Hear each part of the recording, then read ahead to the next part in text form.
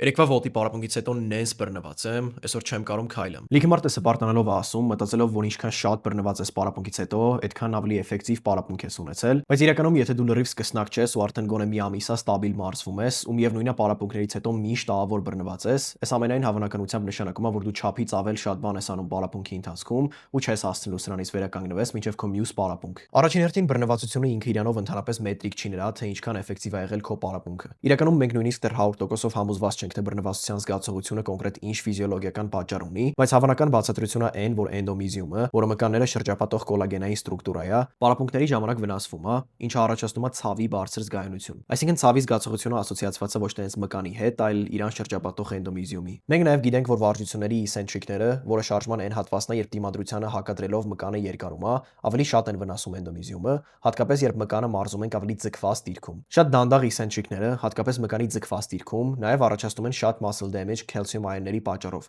որից դու պետք է հասցնես մինչև քո մյուս պարապմունքը վերականգնվես, որպեսզի այս բացասականորեն չազդի քո մյուս պարապմունքի որակի վրա։ Այսինքն չնայած նրան, որ բռնվածությունը ինքը իրանով վերականգնման մետրիկ չի, քանի որ բռնվածությունը ու muscle damage-ը շատ հետազոտություններում իրարից անկախ են, իրանք երկուսն էլ նման սցենարներում են հաճախ առաջանում, ինչը նշանակում է, որ եթե դուք սկսնակ չեք կամ ինչ-որ նոր շարժում չեք անում ու դուք ահավոր բռնված եք զգում պարապմունքներից հետո, դուք ամենայն հավանականությամբ չափից շատ քանակի վարժություններ եք արել ձգված դիրքում, շատ մոտեցումներով ու բարձր կրկնություններով, ինչը նշանակում է, որ վերականգնումը երկար ժամանակ է տևելու։ Կարևոր է նշել, որ մկանները պարտադիր չի մարզել շատ ձգված դիրքում, ու քանի դեռ դուք մկանային աճի երկու հանգամանքները, այսինքն բարձր ակտիվ մկանաթելերի քանակը ու դանդաղ կծկման արագությունը ապահովում եք, ձեր մկանները աճելու են։ Բնականաբար որոշ մկաններ ավելի լավ ներքին լծակ ունեն ավելի ձգված դիրքում, օրինակ բիցեպսը կամ ադուկտորները, ու սրանց դեպքում իմաստալից է մարզել սրանք ձգված դիրքում։ Բայց կարևոր է սահմանափակել կրկնությունների ու մոտեցումների քանակը, որպեսզի հասցնես վերականգնվել muscle damage-ից մինչև քո մյուս պարապմունք։ Բացի դրանից շատ ձգված դիրքում թեթև քաշերով շատ կրկնությունները առաջացնում են միկրոտրավմաներ, այն հատվածում, որտեղ մկանը կպնում է ջլին։ Ու չէ, էսի չի առաջացնում մկանային աճ, այլ դիստրոֆինի կորուստ է առաջացնում,